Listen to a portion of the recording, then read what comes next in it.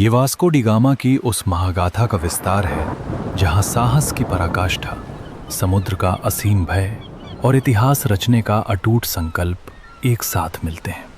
ये केवल एक समुद्री यात्रा नहीं थी, बल्कि मध्यकालीन युग का सबसे बड़ा साहसिक कारनामा था, एक असंभव सपना। 15वीं शताब्दी के अंत में यूरोप के लिए भारत सपनों का देश था। सोने, रेशम और कीमती मसालों की धरती। लेकिन वहां पहुंचने का रास्ता केवल जमीनी था, जिस पर अरब व्यापारियों का वर्चस्व था।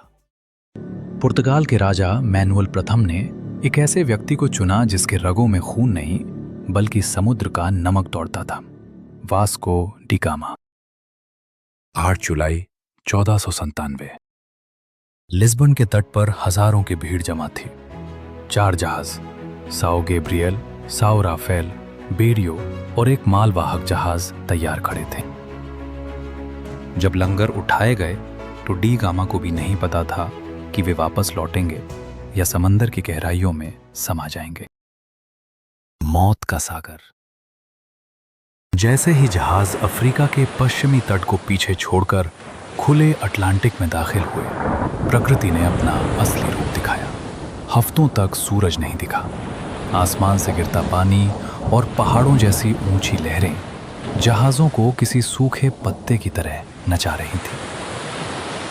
यहां डर का माहौल था।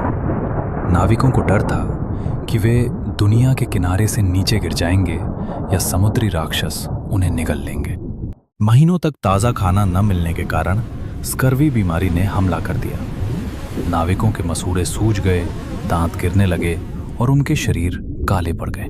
हर दूसरे दिन एक साथी की लाश को समंदर के हवाले कर दिया जाता था।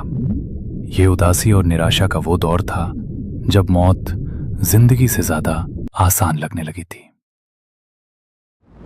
विद्रोह की आग। दक्षिण अफ्रीका के केप ऑफ गुड होप तक पहुंचते पहुंचते नाविकों का सब्र टूट गया।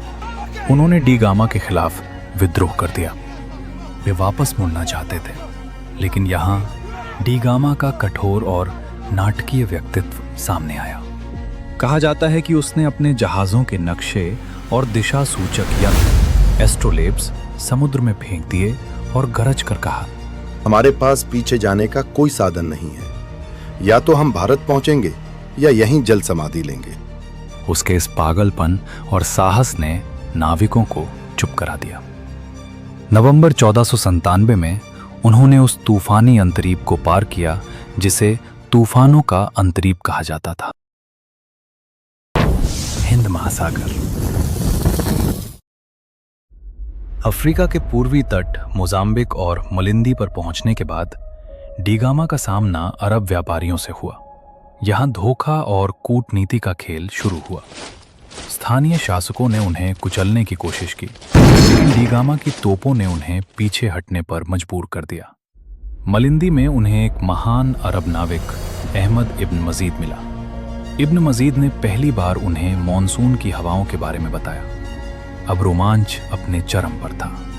हिंद महासागर की नीली लहरों पर जहाज अब सीधे भारत की ओर दौड़ रहे थे। 20 मई 1498।